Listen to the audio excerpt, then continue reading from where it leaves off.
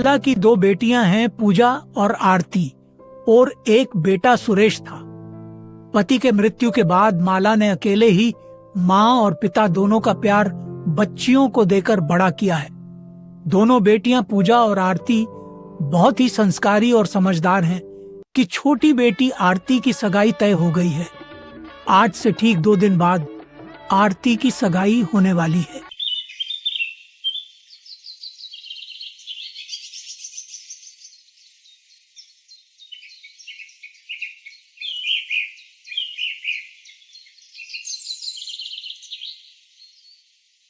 अरे पूजा बेटा, आ गई तू। सारी रिश्तेदारी जमा हो गई और एक तू है जो छोटी बहन की सगाई में मेहमान की तरह आ रही है। हाँ, तुम ही तो कहती हो ना कि अब वही मेरा घर है। तो बताओ, अपने घर की जिम्मेदारियां किस पर छोड़कर आती? साल भर बाद मिली हूँ माँ। तू तो बस रहने दे। ब्याह के बाद बेटियां पराई हो जाती हैं। मैं तो अपने दामाद से ही बात करूंगी, वही मेरी बात समझेंगे। बिल्कुल हीरा है मेरा दामाद।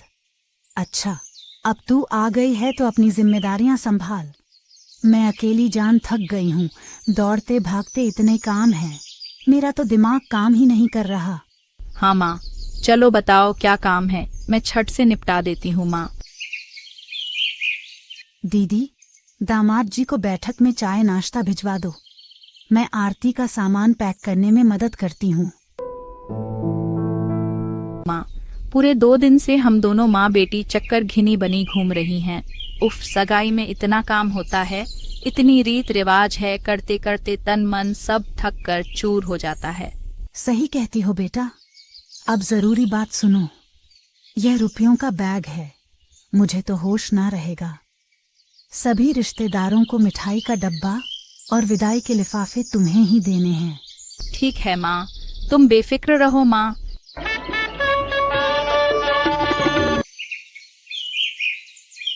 आरती की सगाई का कार्यक्रम होने के बाद धीरे धीरे रिश्तेदार लौटने लगे थे।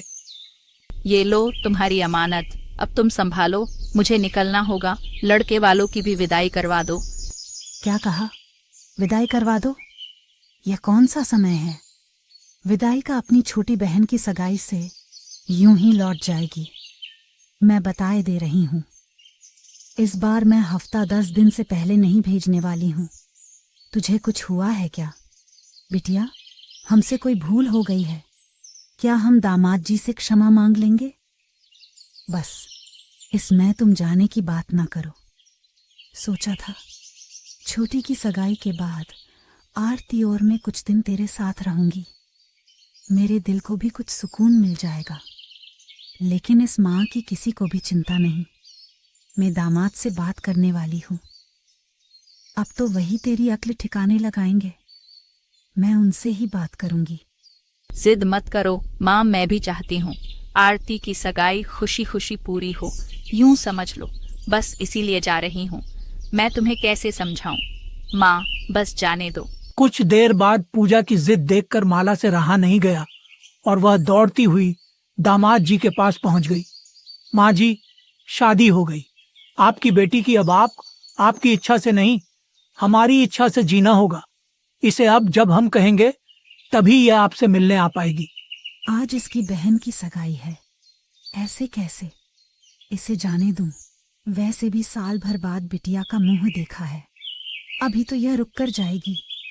अरे कैसी बात कर रहे हैं? मैंने बेटी बिहाई है, बेची तो ना है कि सारा हक अधिकार खत्म हो गया। कोई वजह हो तो अलग बात है, ऐसे तो पूजा नहीं जाएगी। मायके आकर बहुत शेरनी बन रही हो। घर चलो, तुम्हें तुम्हारी औकात याद दिलाता हूँ। देखिए, इतने रिश्तेदार जमा हैं, माँ का तमाशा मत बनाइए। अब बहुत हुआ, तमाशा तुम खुद बोलोगी या मैं तुम्हारी माँ से बात करूं? बात काट कर तुमने तमाशा तो मेरा बना ही दिया है। सोच लो, या तो अभी साथ चलोगी, वरना कभी नहीं। जीवन भर पड़ी रहना अपनी माँ के साथ। एक बात और, आज जो तुम यहाँ से जाओगी फिर कभी लौट कर नहीं आओगी, यही सजा है। पूजा फूट फूट कर रो रही थी और नीलेश कड़कड़ाती आवाज में उसे खरी खोटी सुनाया जा रहा था। माला कमरे से बाहर पहुंच जाती है वहां अंदर से आती आवाजों से उसके कदम ठिठक से जाते हैं और वह दोनों की बातें सुन लेती है। बस आज के दिन जो लड़का मेरे घर में बिटिया को ऐसे प्रताड़क कर रहा है, वो ससुराल में क्या करता होगा मेरी बच्ची के साथ। हे भगवान, क्या पाप हो गया मुझसे। जिसे मैं राम समझ तारीफ करते नहीं थकती थी, वो तो रावण कहलाने के लायक भी नहीं है। अब मुझे सब समझ में आ रहा है। क्यों पूजा मायके आने के नाम पर टाल जाती थी? क्यों मुझे ससुराल आने से मना करती थी? क्यों मेरी बच्ची अपनी ही बहन की सगाई में यूं अजनबी बनकर वापस लौट जाने को तैयार हो गई? माँ, वो मुझे अभी निकलना होगा, मुझे देर हो रही है। पूजा, चलो नहीं बेटा, कोई देर नहीं हो रही। सब सही है, तेरी माँ है तेरे साथ। पूजा, ज्यादा लाड आ रहा है आपको तो ऐसा करिए, अब इसे यहीं रख लीजिए। मुझसे तो इसे वापस ले जाने की उम्मीद भी मत करना। पूजा, अभी के अभी मुझसे माफी मांगो नहीं तो अब मैं नहीं, तलाक के कागज आएंगे तुमसे बात करने। फिर दोनों माँ बेटी जीवन भर बैठी रहना इसी घर पर। मैंने क्या अपराध किया है जो मैं आपसे क्षमा मांगूंगी? अपराध तो आपने किया है। आज तक मुझे मानसिक और शारीरिक कष्ट देते रहे। मैं अभी भी आपके साथ चलने के लिए तैयार हूँ, अगर आप अपने किए के लिए माफी मांग ले और वादा करें कि आगे से ऐसा नहीं होगा। मैं तुमसे माफी मांगूंगा। ए चल, तेरे जैसे बहुत मिलेंगे मुझे। आरती के ससुराल वालों को विदा कर दूं, उसके बाद नीलेश से बात करूंगी। बसकर कितना झूठ बोलेगी अपनी माँ से। मैं सब समझ गई हूँ। तेरे मायके न आने के लिए झूठे बहाने बनाना, अक्सर बीमार रहना। सच सच बोल बेटा, हाथ उठाता है ना? नीलेश, तुझ पर डर मत बेटा। माँ, वो तो शादी के बाद से ही मुझे प्रताड़ित करते रहे। बात बात पर छोड़ देने की धमकी देते हैं, कहीं जाने नहीं देते, किसी से मिलने नहीं देते। तुमने भी कहा था ना कि बिन बाप की लड़की हो, किसी को बातें बनाने का मौका ना देना, हर हाल में रिश्ता निभाना है। बेटा, मुझे कहाँ पता था मेरी बेटी कैसे नरक में जी रही है। ऐसे मरमर कर ससुराल में जीने की जगह तू शान से अपने मायके में रह बेटा। यह घर तेरा है, हमेशा तेरा रहेगा। आरती के ससुराल वालों को खुशी खुशी विदा करने के बाद, मेरी बेटी समझदार है, इसलिए आज तक आपकी हर गलत बात सहती रही। लेकिन जीवन को सम्मान से बिताने के लिए समझदारी के साथ स्वाभिमानी होना भी जरूरी होता है। बेटी पति का सम्मान करो, उसके अहम को संतुष्ट मत करना कभी। नीलेश, क्या मेरी बेटी ने आज तक आपके माता पिता के सामने आपका या उनका अपमान किया है? नहीं ना। मैं जानती हूँ अपनी बेटी को वो ऐसा कभी कर ही नहीं सकती। और एक आप हो जो इस तरह मेरा अपमान कर रहे हो। यही तो संस्कार होते हैं। आप जा सकते हैं। पूजा आपके साथ नहीं जाएगी, आज नहीं, कभी नहीं।